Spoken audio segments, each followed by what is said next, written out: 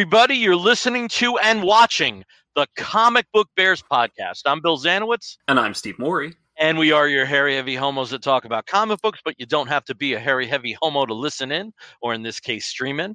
And we're back with you after, what would you say? There was 11, 12 days, I think. It was a little shorter than 2 weeks because we did the Monday. Yeah, that's right. We did have that Monday episode. So but it's, whatever the case, we haven't been with you since mid-June, so hello again. We did release a whole bunch of audio episodes on a daily basis at the end of June, and baby, I am never doing that again. It was a lot. I know. It was every lot. Day, something new. Every day.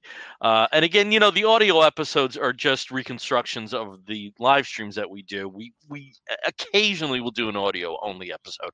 But in this case, we were playing catch up with June and got everything out for Pride Month. So we were all caught up.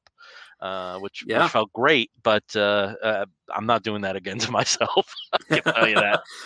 Well, we do have a lot of people who just do the audio podcasts, that download the audio version. So, and again, we always appreciate that. That's, it's wonderful. It's where, where we have a lot of listeners.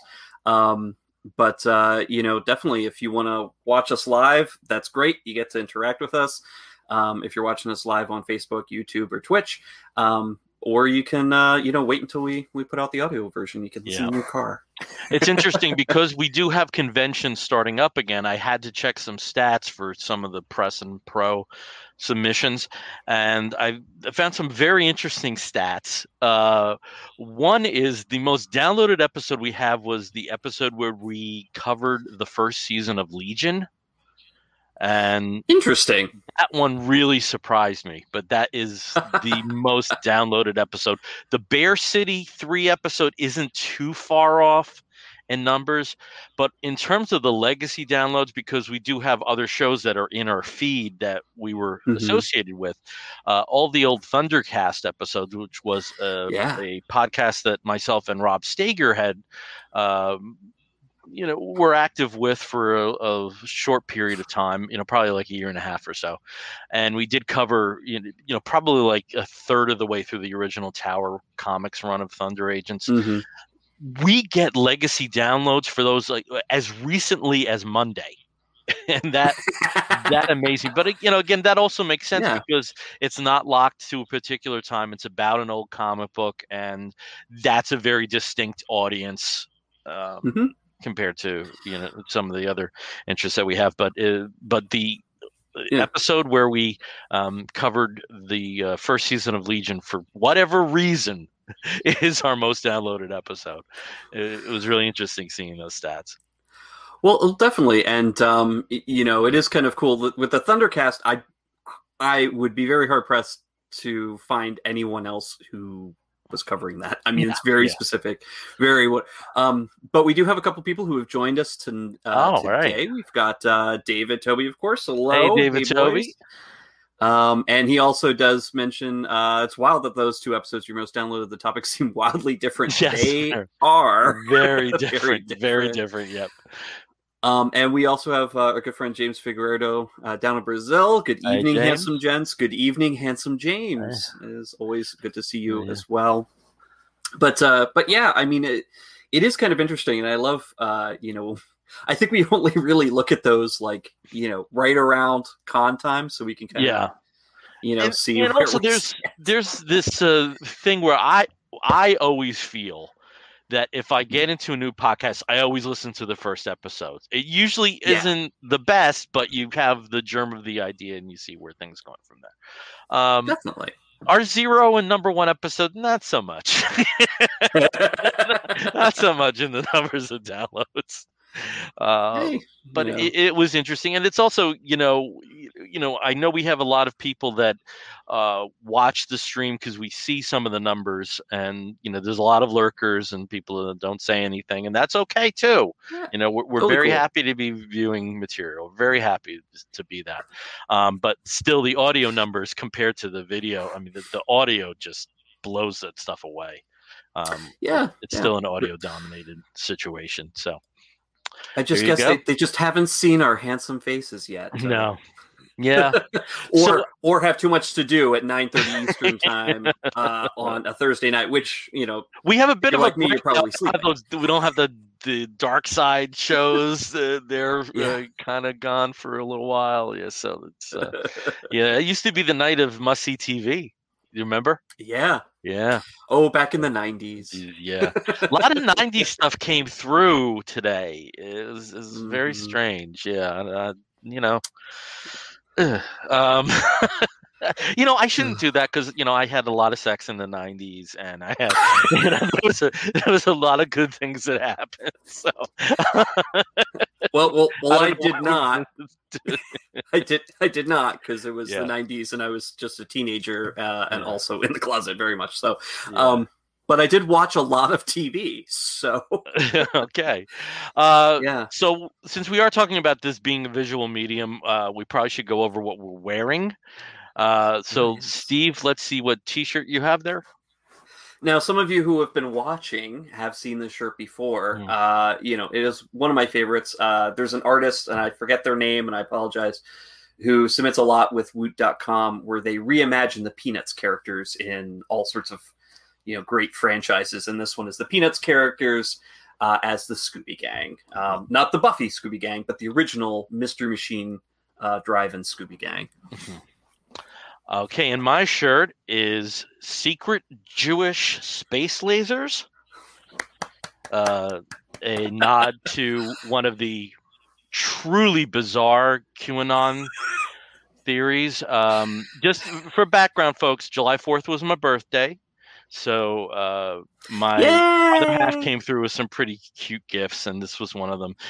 If you were here since December, you would know how much I sing the Randy Rainbow Marjorie Taylor Greene song that's based on Barbra Streisand's Evergreen. It's constant, and one of the lines is, "Jewish lasers in space, likely funded by Soros." I mean, I like I'm telling you, all the time I'm singing that line. So this is as close to that as you could get, and it's very funny, and I love it. And it's super comfy too. Oh my God, T-shirts are just so much more comfortable nowadays. It just looks like a fun shirt, and it also, by the way, is an amazing band name. So somebody somewhere. Maybe in 5 years, maybe, we're going to have, somebody featuring Secret Jewish Space Lasers. Yeah. Well, there you go. So we're going to cover some funny books, and we're going to cover some funny book news. You'll see that there's just the two of us tonight. One of the regulars is still in that period where it's problematic with his work schedule and travel, and the other one basically bailed on us for Black Widow. So that's where we're at. I have to say something. Dare you see that on opening night? Steve, I know you're planning to see it this weekend. I'm actually going to wait till next weekend. I want to see it in theaters. If a friend invites me over, if they already doled out the $30 at Disney Plus, maybe I'd do that.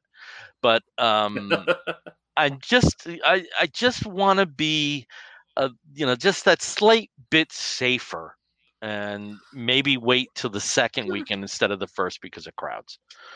So that's perfectly understandable. I know my husband has similar concerns, and so we're kind of looking at what day and what showing we're probably going to have the most free space around us. Yeah. We have the AMC A-list thing, so we can check and buy our tickets in advance, which most people are doing now. But you always have a gap on either side of you. So there's always, like, whatever seat was on either side of you is always going to be empty the way that they have things set up.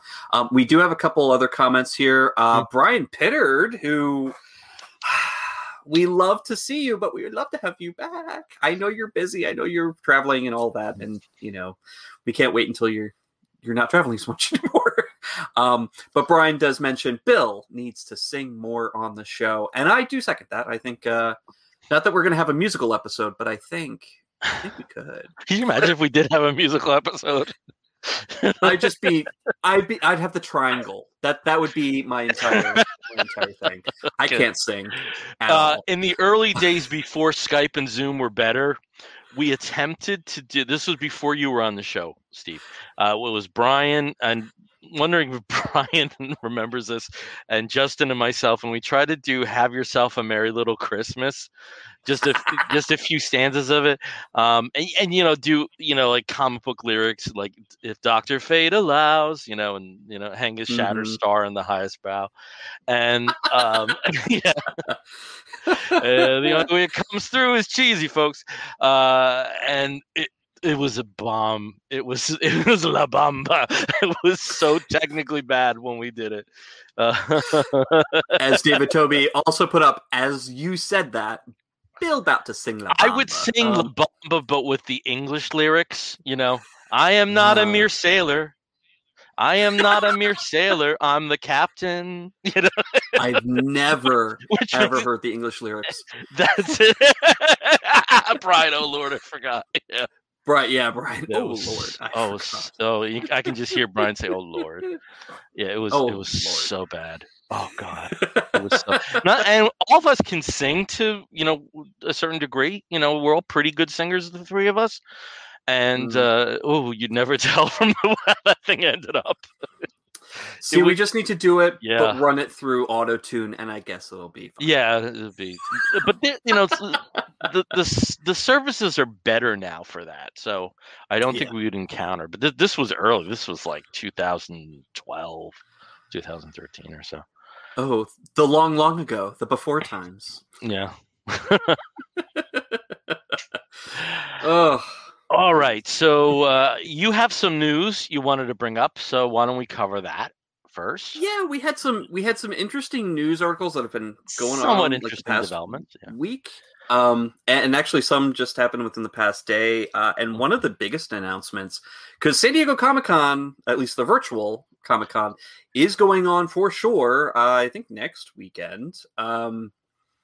And obviously, they're going to have the in-person one in November, which is weird because it's during Thanksgiving, and it'll be what that is. But the virtual one, similar to the one that they had last year, featured a lot of different panels, but had some pretty big absences. And it sounds like those absences are going to be happening again this year because both DC, Warner Brothers, and Marvel announced that their film groups, their film studios are not going to be represented at SDCC, the virtual show. I think Warner Television is, so Legends of Tomorrow is going to have a panel and a couple other things, but the big movie slates, they're not going to have a presence whatsoever. Yeah. And that really does surprise me, given how soon we are going to have the Suicide Squad and Shang-Chi. That definitely does surprise me. They're huge. Obviously, they want to promote them. But usually San Diego is famous for, especially Marvel, using that platform to announce a lot of the big upcoming movies, which they've been doing in the Disney upfronts or their investor meeting earlier in the year. So, maybe they'll have some more announcements at another con. I've always thought that that's like the best place to have it because the audience is already made and not trying to seek it out and looking at like an investor perspective. But who knows? And Warner Brothers, same thing. I know the DC Fan Zone is going to be going on later this year as well. I think October is when they're going to have that. So that could be interesting. It's a nice, interesting virtual con as well to announce stuff. But and they had amazing streaming numbers for the first one. They were really, really impressive on the Fandom. So I tuned in. I thought they had some great panels. Oh yeah, and speaking of the panels, I thought that Suicide Squad, I could watch that every day. I could bring those people and do something like that every day, and I would be very happy. They had some good stuff. I forgot what I was going to ask you. Just Steve, are you? No, and you're not a Disney queen. I was just wondering, if the investors in D23 are two different things, but I don't think you're really. They are. One's for fans. D23 is pretty much for fans and the Disney family, whereas the investor meeting is basically just a bunch of talking heads standing in front of a screen. But they kind of showed the same thing. The investor meeting almost came off like a You know, hey, guess what, fans? Here's some great stuff that you're going to see. They had video of an investor meeting on. This is how long ago it was. This is when you would watch Nightline, and it was. And this is well before Marvel and Lucasfilm were part of the Disney family, and it was there was some really bizarre footage there of the fan investors. It was something. I'll have to look on YouTube to see if they have it. Like, it was it was so weird. If it was on TV, someone put it on YouTube, I'm sure. Yeah. So the next big thing, we'll come back to Marvel announcements, but the next big thing that I thought was kind of interesting, and Forbes even picked it up. You know, obviously the comic book trades picked it up and news sites, but Forbes actually picked it up and ran with it, that 2020 was the biggest year ever in terms of sales for comic books. Now they're including graphic novels, because graphic novels were the biggest part of that. And of course, like you had mentioned, they cost a little bit more than a standard floppy would. And floppies themselves cost a lot more than they did years ago. But even with the pandemic, even with stores closing, even with no new comics being on the shelves for 6 weeks to 2 months, and a lot of stores being closed during the lockdown and everything, at least in North America, it is the biggest sales on records in terms of numbers. It was 1.8 billion, I think it was, US dollars. So yeah, it was also interesting when they drilled down on some of the stats, and this was not unexpected. Between March and June, you saw a huge digital uptick, and that definitely contributed to the numbers. By the time we had hit September, October, it basically had leveled off to the levels that digital sales were prior to the pandemic. You also do have to keep in mind, though, that this is dollar figures, and you know, with how big comic books were in the 1940s and then later in the 60s, you know, in terms of volume, we'll never really get the exact numbers, but you know, you're not gonna hit those millions. I wish you had like issue. Box Office Mojo that does like a calculation to, you know, just see if you can compare it.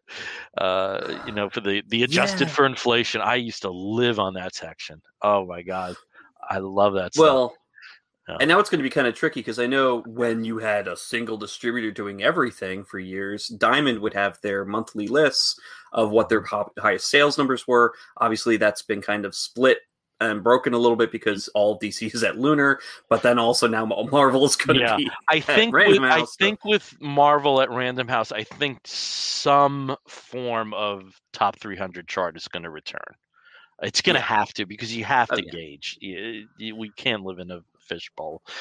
Whether it's something that, you know, very unofficial, like if you were a reader when I was in the old days, the Comic Reader used to have a top 100 chart where they would poll, I think about like 70 local comic shops. Now, the numbers weren't necessarily reflective of newsstand sales. And again, at that time, DC had huge newsstand sales and lousy LCS numbers, and Marvel was kind of it was kind of evenly distributed.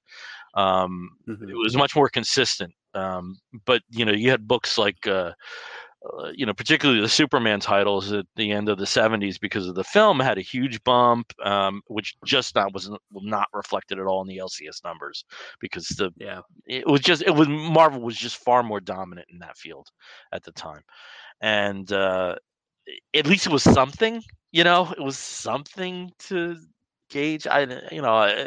Me being the huge music fan, you know, I used to live for getting Billboard and stuff. So that kind of trailed off as it got older, but it's still something that I'm definitely wired for. So I think you are going to see something somewhere.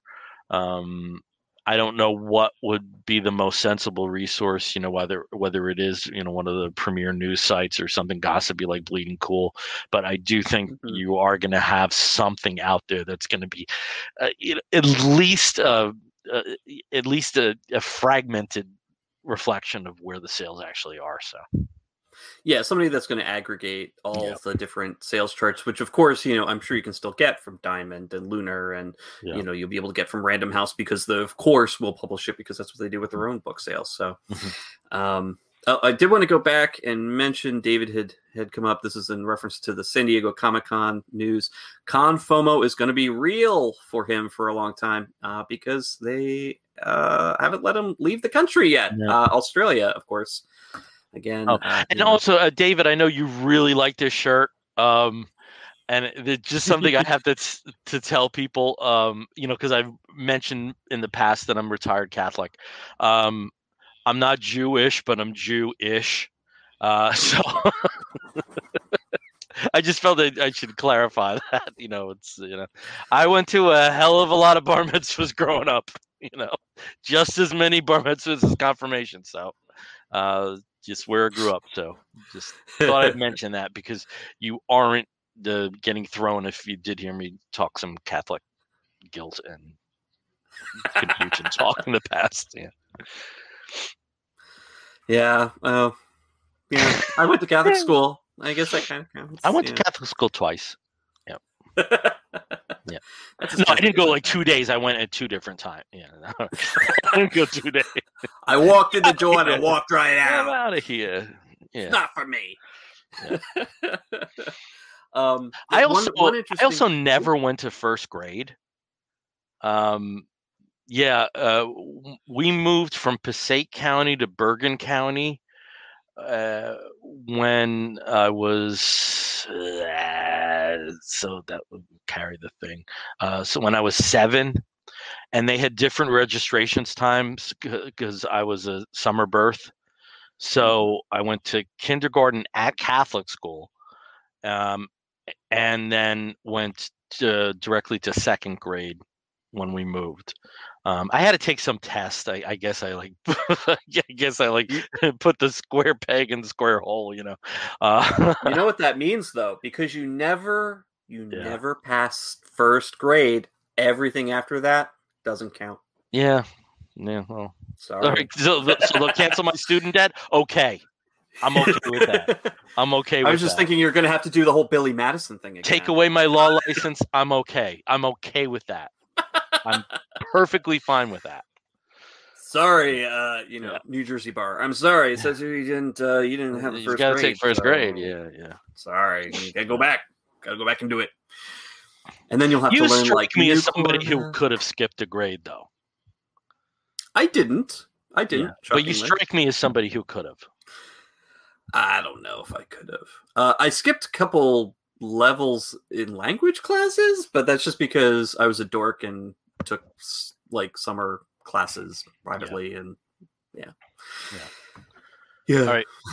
So other news.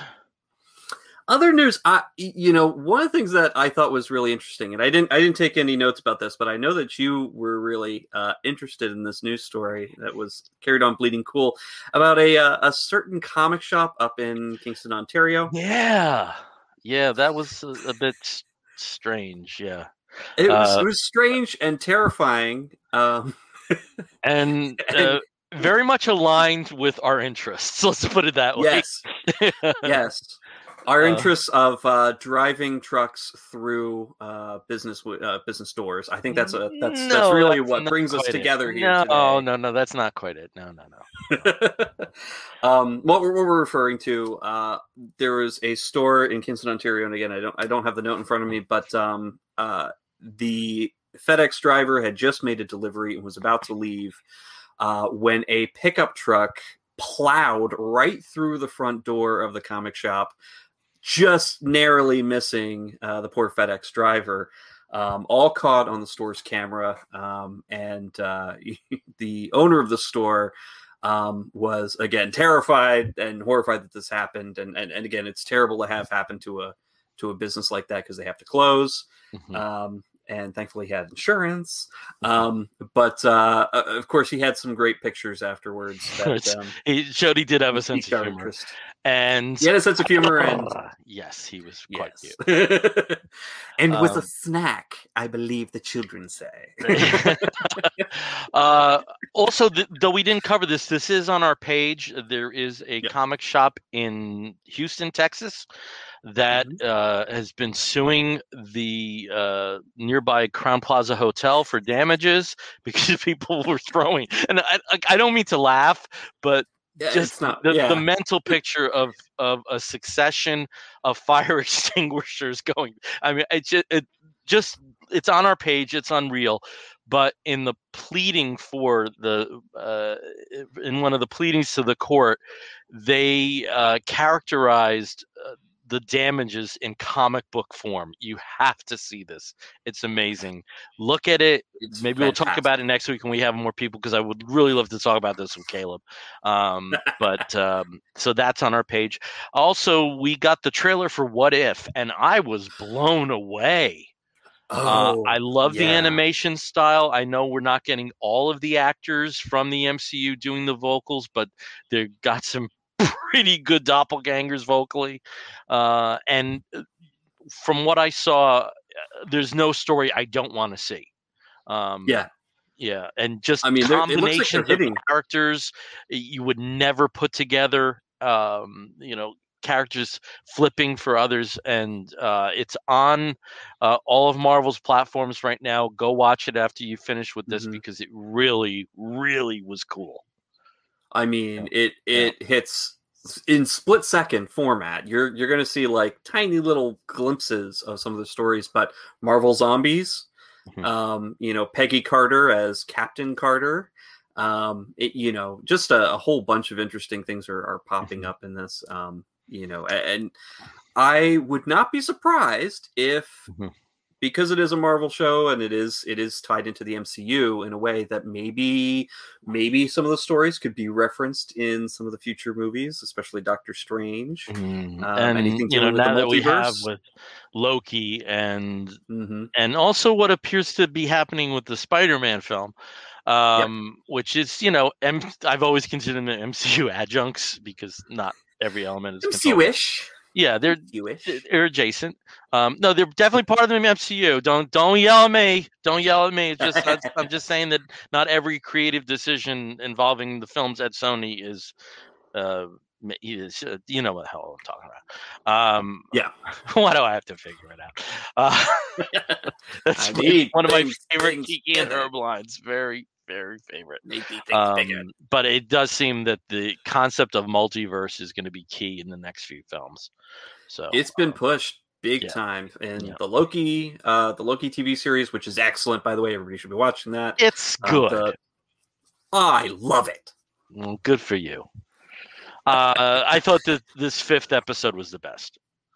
I thought this was the best of them so far. David mentions Spider-Man films are as MCU as you are Jewish, Bill. Okay. And James actually did pipe in here. They should have named her Captain Britain. It would have been so cool. So Peggy Carter's character, which may be, I mean, I don't know what. We don't know. They may have said that's a stupid name. Why don't you call yourself Ken? The only thing that I'm thinking is they may be reserving that for something. Exactly. Because it is and one Rob of the major. Allen, Hello, Rob. Definitely, Allen. And hello, Rob Allen. And Rob Allen has given us Kingston Comic Shop. Worst luck ever. There is a link there. If you're on our Facebook feed, I'll actually see if I can copy that over into the general chat. But so if you want to take a look at yourself, see the video. It is very, very crazy. But then also check out the owner. Awesome. Nice looking guy. So shallow. All right, so we're so shallow. So, we do have to talk about some books because again we are a bit abbreviated tonight. So Steve, why don't you tell us about a book that we're both going to talk about first? Well, one of the books that I've been absolutely enjoying, and it was one of those things where I just saw it on a shelf in the new comic section on the wall, and I was like, that looks like it's for me. fast forward a couple months, and the co-creators of the comic, had actually reached out to us to let us know about their book series, hoping that we could talk about that on the show. At which point, Bill mentioned to me what the book was, and I was like, "Oh, you mean this one?"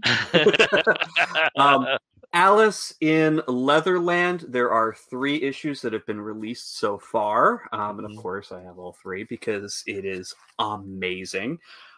This book series, co-created by Yolanda Zanfardino, who also does writing duties, and Elisa Romboli, who does the art in it. This series to me is just like a big warm hug. So also worth mentioning, in real life, they are a couple. And yes, and also worth mentioning that this is one of those series that when people are stuck together in the pandemic, what are they going to do? They create. And so this is there's a few of these coming. You'll see them in the previous solicits, but this, I think, is one of the, at least in terms of the independent stuff, one of the first that at least has had press around that. So definitely. And I didn't know about it too much because I actually don't usually read a lot of Black Mask series, although they have been popping up on my pull list a lot more frequently lately. Yeah. I'm sure the fellows at Comic Book Look aren't happy with that, because it seems there's a lot of Black Mask and Vault stuff that they cover. So. They do. I love Vault as well, and I know for a lot of people, Black Mask is synonymous with a lot of like horror comics, or like darker indie comics. This is the exact opposite of a dark, horror comic. In fact, like I said, it is a big warm hug to read. So, quick plot, sort of like plot summary. The main character is this perky, thick, and super optimistic and very naive woman who she's a writer. She's she always sees the best in things, but she's also not super confident in herself. A horrible thing happens. She catches her long-term 6-year partner cheating on her, and so decides at that moment to just drop everything that she's got going on in her small town in Wyoming and head with her friend Robin out to San Francisco. Robin's this hot lesbian who, is totally a lady killer. Everyone loves her. She's super successful, obviously, because she got hired by this big time firm in San Francisco. And she worries a little bit about Alice, whether Alice will fit in with the city. So Alice, of course, goes with her, has some trouble finding a place to live, and then finally finds a location with some very interesting roommates, and then tries to make a go of it in San Francisco. This little naive woman, surrounded by an extremely queer, extremely cool, maybe too cool for her kind of society.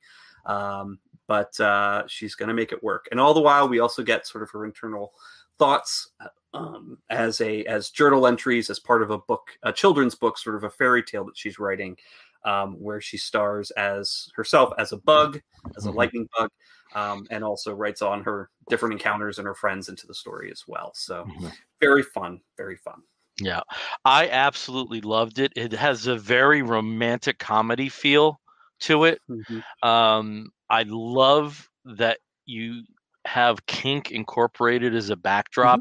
The Leatherland, that's actually, at least as far as we see so far, is the name of a store where Alice gets hired by one of Robin's friends. And I thought the demonstration pages, I thought those were very, very funny. Alice is such an engaging personality, a very realistic personality. I think everybody has an Alice that they know. Just fun. The art is wonderful. The art felt like a warm hug to me. The supporting characters, it shows you know, they do show that nobody's exactly what they seem. One of her new roommates, when she actually finds an affordable place in San Francisco, which is kind of science fiction, one of them is a performance artist. The other one, Joaquin, is I guess a dom. He's a dom. Yeah, because there are slaves that appear every so often. That the two of them, you know, kind of take Alice under their wing, and you know, try to get her more city oriented, let's put it that way. I also loved Robin. You know, it was such an interesting character. Robin's friend who's married at the company, I thought he was adorable. Hansel. Yeah, with some of his conversation about sexual frustrations and steps that he's taking, and it was just you know, like you said, you know, the title had me thinking, because I just picked up a bunch of Fables trades, that I was in for one thing, and I was in for something completely different. You had mentioned the framing pages that are the products of Alice's imagination, where she's cast as a bug, and the people in her life make appearances. They come at perfect times. You know, they open each of the issues, but they are inserted in other periods that are just perfect page breaks.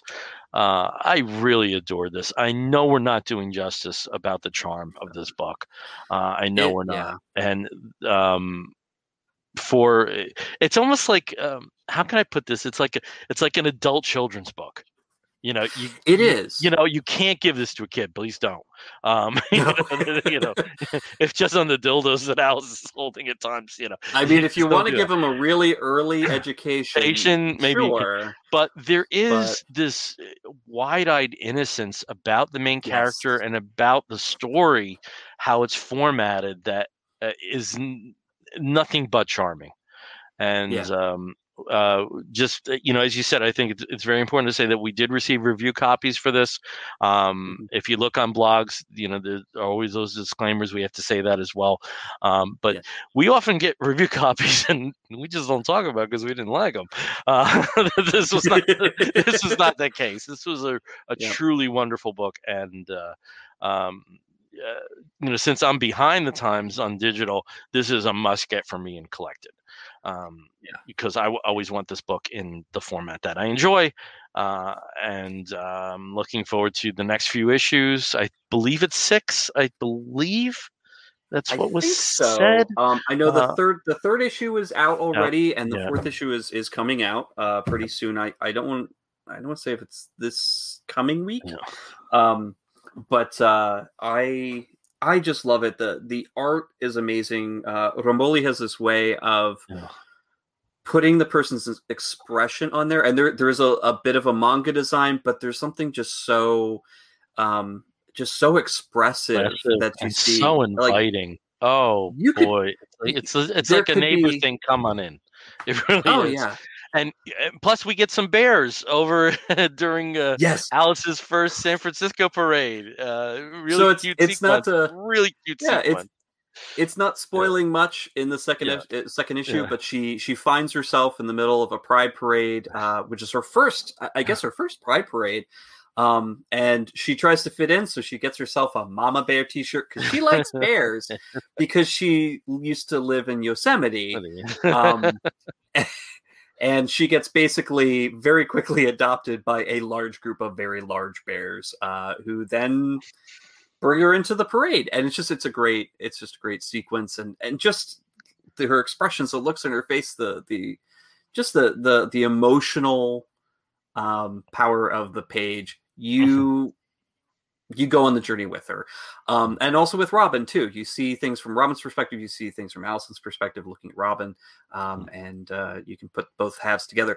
Rob Allen here as well is also a fan of the book. Yes, everyone should read that, and he also says it's a modern Tales of the City, and I would agree. It's a much I'd say a much more fun version of Tales of the City, where there's there is an element of fairy tale realness to this, like Bill said, the fact that she was able to find an affordable place and pay 3 months rent in advance without on a credit card.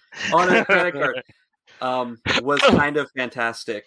But yeah, she really has lucked out into finding a wonderful set of roommates who take care of her, but also being introduced to a less innocent world that she's used to, but translating that to the pages of her fairy tale book that she's writing. So I think this book is definitely something I recommend for people of all ages above 18. Or people who are the subject or the audience for mature books, but a lot of fun. Highly recommended. Thank you so much. All right, and let's go over to you again for another book that you're reading, and then I'll tell you about a book or a series of books that I've read. Yay! So I'll keep it going with independent publishers. That's what you do. Because that's what I do. I sometimes do read a big two every week. But the next one I'm talking about is from Boom Studios. It is called Good Luck, and I can tell you this is a weird book. It's an interesting topic. Essentially, it is a world where in 1989, the gods of luck that exist made themselves known and basically changed everything for humanity because luck became a real force that's measurable and quantifiable. So good luck, bad luck, all of that completely turning society on its head. And so very early on, we see this happen in 1989, and then it fast forwards 30 years, and we're introduced, to several new characters, Artemis being the main character, who are essentially the people in society who have zero luck. They have absolutely no luck, so therefore they have the worst luck that exists. And because of their position in society, they're segregated from the rest of the population. They're avoided pretty much at all costs. When they go by, people either tell them to go in a special tunnel or they have to wear protective suits so they're not affected by their terrible luck. And they've been put together by the government into a team and run simulations on how to get sort of what they consider a kismet core, sort of, or a pure force of luck from the one place in the United States where basically something very bizarre happened in 1989 that made it a no-go zone. Because these four have no luck and therefore have nothing to lose, they can't have any worse luck. They are being sent into Little Kentucky, Ohio, to capture this kismet core. And there's something very interesting going on that's connecting at least one of the members of the team to those two gods of luck that started this whole situation in the first place. So very interesting, very mysterious, very frenetic pages. It's written by Matthew Ehrman and Stefano Simeone, who... jazz fingers. That was my frantic. Frantic. I can't stop screaming. Basically, Matthew Ehrman is the writer, and Stefano Simeone is the artist. And just the colors, the art is just very zippy, dynamic. Lots going on the page. And let's see if I can I'm going to stop because I'm being ridiculous. Yeah, it's all good. Everybody enjoys your ridiculousness. Lettered by Mike Fiorentino. Trust me, they don't. Trust me. But yeah, good luck. It's an interesting read. It is going to be I believe 5-issue series. But yeah, check it out. Boom Studios. Okay. I don't know if you've read this or seen this, Bill, but no. The 89 angle sounds fairly interesting to me. But I just don't know how much bandwidth I have for material like that right now. Yeah. Very different. So, I'm going to talk about a commercial book, but I am not going to talk about a DC book because I'm waiting. Yes, I'm talking about Marvel. And I'm talking about Marvel's fairly recent event, Heroes Reborn. Okay. Ooh. So some background here. First of all, I got to say, we don't have newsstand comic printing anymore. We have slick things. I accidentally spilled a whole lot of marinara on this on this cover. Would you ever say that there was marinara damage, food damage on this cover? I think not. So hooray for progress. So anyway, this is the second printing of the first issue. Now, the reason I bought this was because our good friend Caleb, who's regular, semi-regular, however you want to characterize it on the show. Round of applause. He's been giving me his download codes because initially he was belly aching, thinking that this was a rehash of the Heroes Reborn event in the 90s. And like I told you, don't believe it till you see it. And he ended up getting the issue since he was late on the first issue. He bought that digitally. I checked. We went away for my birthday and I checked local shops and they did have this. So I was, stockpiling it until I had the first issue because I didn't want to come in at number 2. So then I had the entire run of the 7 issues of Heroes Reborn and then the epilogue, which is a one-shot called Heroes Return. Very much in line, at least in terms of the naming structure of things that what happened in the 90s, but completely unconnected. Written by Jason Aaron with art by Ed McGuinness and James Stocco and a bunch of other artists, Aaron Cooter through the run. There's different artists covering different elements of the story. And what we have is Blade wakes up and finds himself in a Los Angeles that is not the Los Angeles he's used to. Yes, there are no Avengers. Instead of the Avengers, there are the Squadron Supreme of America. Phil Coulson is the president. And in this world that he's woken up to, very often you find heroes in the universe he was used to are villains now. And some other differences. And a lot of this is because there wasn't the influence of the Avengers. So this carries on with some threads that are going on in Avengers at this time. The main thing I was wondering as I was reading this just could have been like an Avengers arc. There's no reason to, apart from money, to really signify this as something separate because, again, you did have a 2-3 month break from the Avengers series to accommodate this. But I did think it was a lot of fun. Blade tries to gather the information together. He finds that no one ever woke Captain America up from the ice that he was in.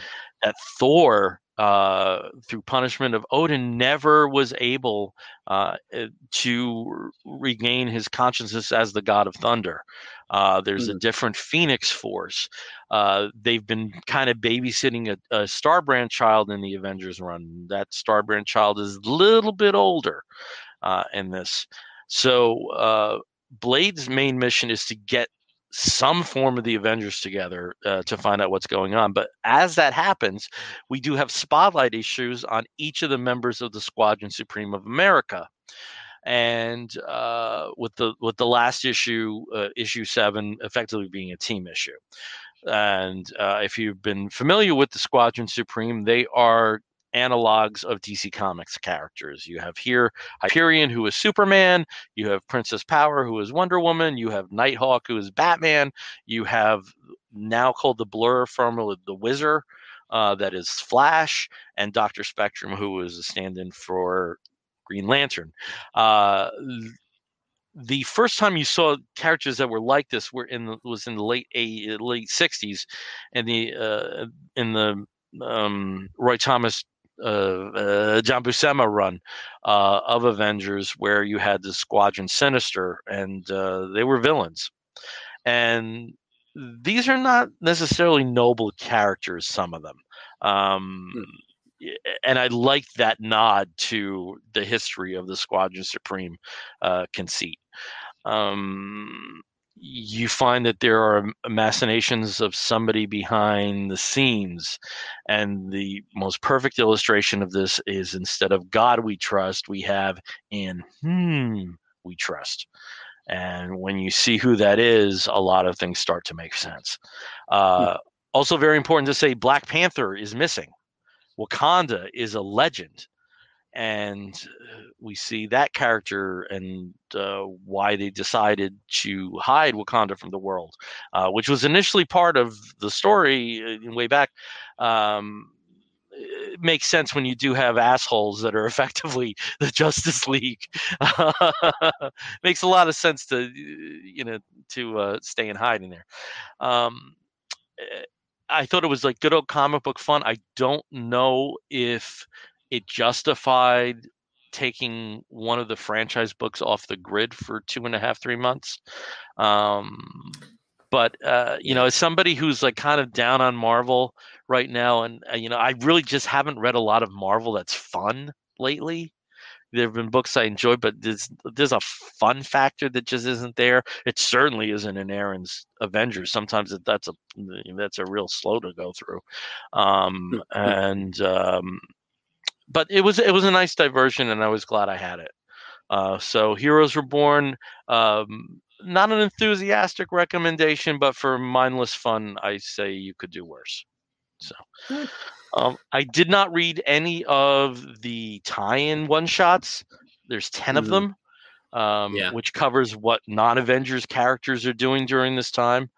I wouldn't mind reading those. Maybe there'll be like a collection at some point. I'm certain of it. I wouldn't be surprised. Yeah, I'm certain. Yeah, that's just what happens. They'll do a treasury edition with the 7 issues, the Heroes Return. Oh, I'm not buying that. I'll just buy the other one. Yeah. I already read the 7. So this is something you haven't been getting, right? No, Avengers or anything. Not any of them. Yeah. I know James here mentioned that the Alpha Flight tie-in is really good. Yeah. I mean, I've been. You do have some of that in there. You do have them attacking effectively Wolverines. Alpha Flight and some of what went down between the U.S. and Canada, I thought was interesting in this particular world. I also was, as somebody who's just like who kind of, I've been collecting Avengers, but I haven't been reading them all. I think I read up to 18.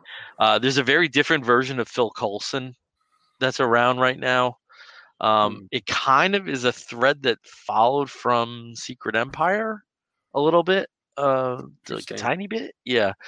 So he's not the paragon of virtue that you see in the MCU TV series. But there's also a justification for that. So it'll be interesting to see when things play out, because this is leading to something else. Like most Marvel things do. Yeah. So, but again, as a distraction, it was fine. That's good. Yeah. I thought the same as Caleb did when this, was first announced, and right before it came out, that it was just going to be a rehash of the 90s, which thankfully I actually missed, because that's when I stopped. Who was the one when we had that conversation? Who was the one that said, "Don't count your chickens till they're out, your eggs till whatever"? I don't know. Who said that? Who said me? Maybe you know why? Because I'm smart. Yeah. Because I'm smart. SMRT. Smart. Yeah, I don't know. Pull wool over this guy's eyes. Yeah. Now, I mean, you say that now, but who knows? Maybe in 2 years. I'm getting very New Jersey right now. Yeah. In like 2 years, Marvel's going to be completely like forgetting that anything happened, and like maybe there'll be one thing that carries over from this entire event that actually is of any substance. Yeah, I've heard there's like a major retcon about America Chavez that came out this week. I don't know if anybody reads the books featuring her, but apparently some people are a bit upset about that. So I have been reading the America book, and I know this is kind of like off topic, but I have been reading the America Chavez series, and it was kind of from the last issue that she may not have been from another dimension at all. Okay. That it could all have just been an experiment, and that she's not what she thinks she is. So I think there's there's that. That's very possibly what it is. They did have sort of like that explanation in the last issue last month, but she clearly didn't believe it and was looking for proof. And of course, proof was off panel on the last page, which I'm guessing is explained fully in this latest release. So we'll see. I'll be reading it this weekend. Okay, cool. Well, we're going to start wrapping this up again. We have an abbreviated episode. We usually go at least 90 minutes, but we're going to stick to an hour tonight. So don't worry, we'll be back real soon with a longer one. So we are sticking with our normal plan that when we wrap an episode of the Comic Book Bears podcast up, we do so with a segment called the Woofs of the Week segment. In the bear community, if you find a fella attractive, you woof at him. And we do something very similar here where we woof at a project, whether it be a comic book or a TV program or a film or a charitable initiative, anything under the sun that we think you, fair listener or viewer, may be interested in sampling. I'll start with Steve. Steve, what is your Woof of the Week? Well, I did want to get a quick one in there and say, if you haven't been watching the Loki series on Disney Plus, please watch the Loki series on Disney Plus. Episode 5 is a treasure trove of fun Marvel images. It is may or may not mean anything. One of the best Easter egg experiences. It is an Easter egg hunt to end all Easter egg hunts. So definitely see that 5th episode. But I did want to give my Woof of the Week to a documentary film that Bill had been talking about, as well as another friend of ours, Tito, and had been talking it up for the past couple of months, and that is the Sparks Brothers, Edgar Wright's documentary series about the band Sparks. I had never heard of the band before. I thought I had never heard any of their music. Well, guess what? I recognized a couple of their songs. I couldn't have told you that it was Sparks who did them, but this movie has everything. Edgar Wright collects midgets. Basically Edgar Wright collects Dan Cortez. Okay. Dan Cortez is not in the documentary, but Beck is. You've got New Order is in, like, just basically all of these great great bands and singers and musicians from the 70s, 80s, 90s, and today who have gotten together and as talking heads talk about how much Sparks as a band has meant to them, their musical experience and of course their inspirations. We get to see the entire history. We learn about all the 40 albums that they've put out since 1968, 69. One of the best lines in the 30s, and one of the best lines ever when they were talking about their first appearance on Top of the Pops in the UK. Someone, I forget which band he was from, but he said, everybody was talking about it. It's Mark Bolan and Hitler are in a band together on Top of the Pops. And I just had to laugh because if you've seen Ron and Russell Mael, they are brothers, the Sparks brothers, you'll know what that means. But it's great. I really recommend watching it. It's a fun view. And then also go and check out some of their back catalog. They've certainly got several hundred songs that you can listen to. They're all very different and very crazy and interesting and fun. Yeah. And see their new movie Annette, which comes out next month, that they wrote and did the music for. Yeah. And one thing that was very apparent in the film is how many close calls they've had in relation to providing a soundtrack for a film. Some really real sad things. And one thing I will say, watching this documentary almost gives you a glimpse into another history, an alternate history where Sparks hits it big. Yeah. Where they never really did get Sparks Reborn. It is Sparks Reborn. It's like, they were huge in California, they were huge in the UK, Germany, and Italy and France, and Western Europe, but they never hit it the rest of the US and North America or anywhere else. So, this would be an interesting glimpse into what could have been if they had actually really hit it big. But okay, Sparks Brothers. Well, my Woof of the Week goes to a museum. How about that? For my birthday, we were looking for something to do. Initially, we were hoping to go away for a long weekend. We had to go to a wedding, so that kind of botched those plans. And up until the end of last week, almost everywhere in the East Coast was looking like a lot of rain. So, doing a beach thing was not going to make a lot of sense. So, though I've been to the Woodstock site twice before, I've never been to the museum. First time I went, it didn't exist. And the second time it went, we weren't able to get there in enough time because of weather situations. But went there at the Bethel performing. I forget the name. Bethel Art Center. In Bethel, New York. It's not in Woodstock, and if you watch any documentary about Woodstock, you understand that there's a difference between that and Wallkill and Socrates, and none of these places are really close to each other, so that's pretty interesting about Woodstock history. But we went to the museum that's at the Performing Arts Center and also to the actual site. And it is a wonderful experience. I know not everybody can get out to a museum in New York State. You always have the landmark film that came out, which documented the 3-day festival in 1969. So, in terms of great rock documentaries, that's always up there as well. But even if you're not like really in tune with 60s or hippies culture, it's such a well conceived museum.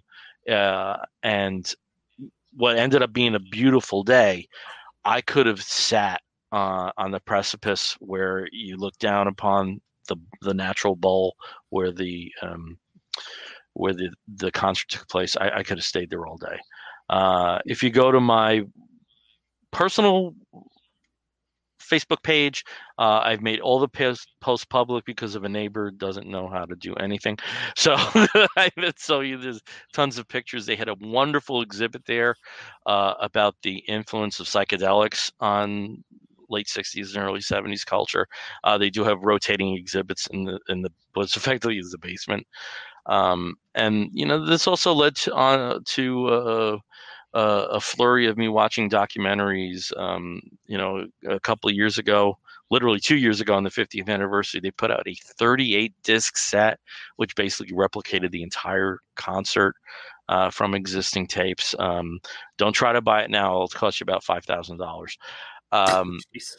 But learning about some of the non-marquee performers who played there. This gentleman Bert Summer, who unfortunately passed away in 1989 and 1990, and just had this wonderful set and received the first standing ovation at Woodstock.